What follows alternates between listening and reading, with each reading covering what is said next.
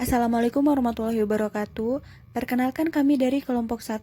Anggota kami terdiri dari Cinda Fitria Syaprilda, Indah Febrianti, dan saya sendiri Santika Bella. Di sini kami akan menjelaskan tentang penggabungan usaha. Yang pertama, saya akan menjelaskan pengertian penggabungan usaha. Penggabungan usaha adalah penyatuan entitas-entitas usaha.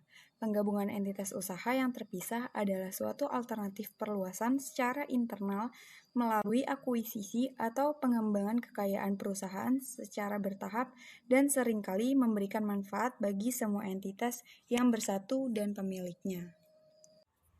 Selanjutnya saya akan menjelaskan tentang pengertian dari H. Dori Yunus.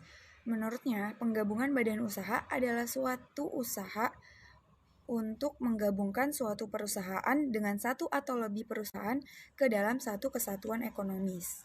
Selanjutnya, tujuan dilakukannya kombinasi perusahaan. Yang pertama, untuk memperoleh daerah pemasaran yang lebih luas. Yang kedua, volume penjualan yang lebih tinggi. Yang ketiga, organisasi yang lebih kuat. Yang selanjutnya, produksi dan manajemen yang lebih baik. Selanjutnya ada penghematan biaya melalui operasi yang ekonomis dan efisien. Selanjutnya ada pengendalian yang lebih baik terhadap pasar dan posisi persaingan.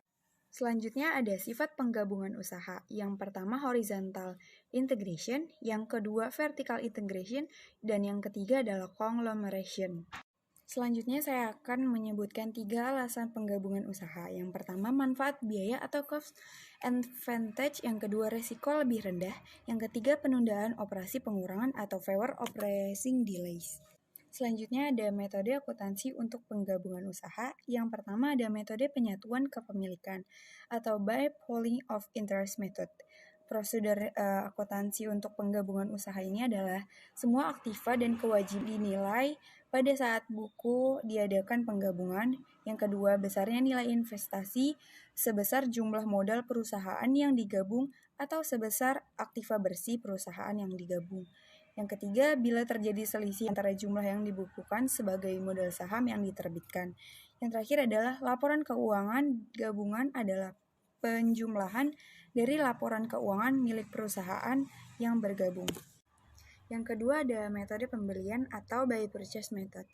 Proses akuntansi penggabungan usaha metode purchase ini yang pertama menyesuaikan nilai aktiva dan kewajiban milik perusahaan yang akan digabung sebesar nilai.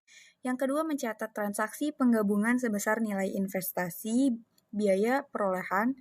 Yang ketiga membuat jurnal pemilikan aktiva dan kewajiban dari perusahaan yang digabung. Bentuk dan jenis penggabungan usaha. Dari segi hukumnya, penggabungan usaha dibagi menjadi 3. Yang pertama, merger, yaitu penggabungan usaha dengan cara satu perusahaan membeli perusahaan lain yang kemudian perusahaan yang dibelinya tersebut menjadi anak perusahaan. Perusahaan yang mempunyai status hukum adalah perusahaan yang membelinya. Yang kedua, konsolidasi, merupakan bentuk lain dari merger, yaitu penggabungan usaha dengan cara satu perusahaan bergabung dengan perusahaan lain membentuk satu perusahaan baru. Yang terakhir, afiliasi, yaitu penggabungan usaha dengan cara membeli sebagian besar saham atau seluruh saham perusahaan lain untuk memperoleh hak pengendalian. Perusahaan yang dikuasai tersebut tidak kehilangan status hukumnya dan masih beroperasi sebagaimana perusahaan lainnya. Berdasarkan PSAK nomor 22 paragraf 8 tahun 1999, terdapat 2 jenis penggabungan usaha, yaitu yang pertama akuisisi. Akuisisi yaitu pengakuisisian memperoleh kendali atas aktiva neto dan operasi perusahaan yang diakuisisi dengan memberikan aktiva tertentu, mengakui suatu kewajiban atau mengeluarkan saham. Yang kedua, penyatuan kepemilikan adalah suatu penggabungan usaha di mana para pemegang saham perusahaan yang bergabung bersama-sama menyatukan kendali atas seluruh atau secara efektif seluruh aktiva neto dan operasi kendali perusahaan yang bergabung tersebut dan selanjutnya memikul bersama segala risiko dan manfaat yang melekat pada entitas gabungan, sehingga tidak ada pihak yang dapat diidentifikasi sebagai perusahaan pengakuisisian. Klasifikasi akuisisi. Terdapat 3 prosedur dasar yang tepat dilakukan perusahaan untuk mengambil alih perusahaan. Yang pertama, melakukan merger atau konsolidasi menunjukkan penggabungan dari 2 perusahaan atau lebih, dan dari perusahaan-perusahaan yang bergabung tersebut hilang. Kemudian muncul nama baru dari perusahaan gabungan. Yang kedua, membeli saham perusahaan tersebut baik dibeli secara tunai ataupun menggantinya dengan sekuritas lain. Terakhir, akuisisi aset. Suatu perusahaan dapat mengakuisisi perusahaan lain dengan jalan membeli aktiva perusahaan tersebut. Cara ini akan menghindarkan perusahaan dari kemungkinan memiliki pemegang saham minoritas yang dapat terjadi pada peristiwa akuisisi saham. Akuisisi aset dilakukan dengan cara pemindahan hak kepemilikan aktiva-aktiva yang dibeli. Faktor-faktor yang perlu dipertimbangkan untuk memilih akuisisi saham atau merger. Dalam akuisisi saham, tidak diperlukan rapat umum, pemegang saham, dan pemungutan suara. Dalam akuisisi saham, perusahaan yang akan mengakuisisi dapat berhubungan langsung dengan pemegang saham target lewat tender offer. Akuisisi saham seringkali dilakukan secara tidak bersahabat untuk menghindari manajemen perusahaan target yang seringkali menolak akuisisi tersebut.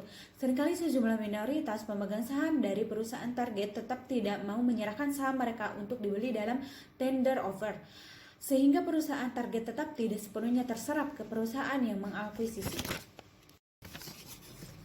Berdasarkan keterkaitan operasinya, akuisisi dikelompokkan sebagai berikut. Yang pertama, akuisisi horizontal. Akuisisi ini dilakukan terhadap perusahaan lain yang mempunyai bisnis atau bidang usaha yang sama, bersaing untuk memasarkan produk yang mereka tawarkan. Yang kedua, akuisisi vertikal. Akuisisi ini dilakukan terhadap perusahaan yang berada pada tahap proses produksi yang berbeda. Yang terakhir, akuisisi konglomerat. Perusahaan yang mengakuisisi dan yang diakuisisi tidak mempunyai keterkaitan operasi. Akuisisi perusahaan yang menghasilkan food product oleh perusahaan komputer dapat dikatakan sebagai akuisisi konglomerat.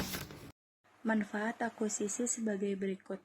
1. Peningkatan tingkat pertumbuhan yang lebih cepat dalam bisnis sekarang daripada melakukan pertumbuhan secara internal. 2. Mengurangi tingkat persaingan dengan membeli beberapa badan usaha guna menggabungkan kekuatan pasar dan pembatasan persaingan. 3. Memasuki pasar baru, penjualan dan pemasaran sekarang yang tidak dapat ditembus. 4. Menyediakan managerial skill, yaitu adanya bantuan manajerial pengelolaan aset-aset badan usaha. Proses akuisisi. Proses akuisisi hanya mengubah status pemilik saham, yaitu beralih dari pemegang saham persero terakuisisi kepada pemegang saham pengakuisisi. Jadi, perubahan yang timbul bukan pada status perseroan, tetapi pada pemegang saham pengakuisisi, dan perusahaan terakuisisi tetap berdiri dan menjalankan semua kegiatan perusahaan tersebut secara mandiri. Proses melakukan akuisisi terdapat 3 tahapan, yaitu 1. Tahap pertama adalah persiapan. Dilakukanlah pengembangan strategi, kriteria, dan alasan penciptaan nilai akuisisi. Setelah itu dilakukan penyaringan, penelitian, dan identifikasi terhadap perusahaan yang diakuisisi. Jika tahap persiapan sudah selesai, dilanjutkan dengan tahap kedua, yaitu negosiasi. Tahap ini meliputi evaluasi terhadap dana, strategi pengarahan, dan perhitungan harga yang telah ditetapkan perusahaan akuisisinya. Setelah itu dilakukan negosiasi dan transaksi pembiayaan. Tahap negosiasi sudah selesai, pemahaman tentang akuisisi berlanjut pada tahap ketiga, yaitu proses integrasi, di mana dilakukan evaluasi kesehatan organisasi dan budaya dari badan usaha akuisisi tersebut. Intinya dilakukan penyesuaian terhadap strategi dan budaya antara perusahaan pengakuisisi dan akuisisi.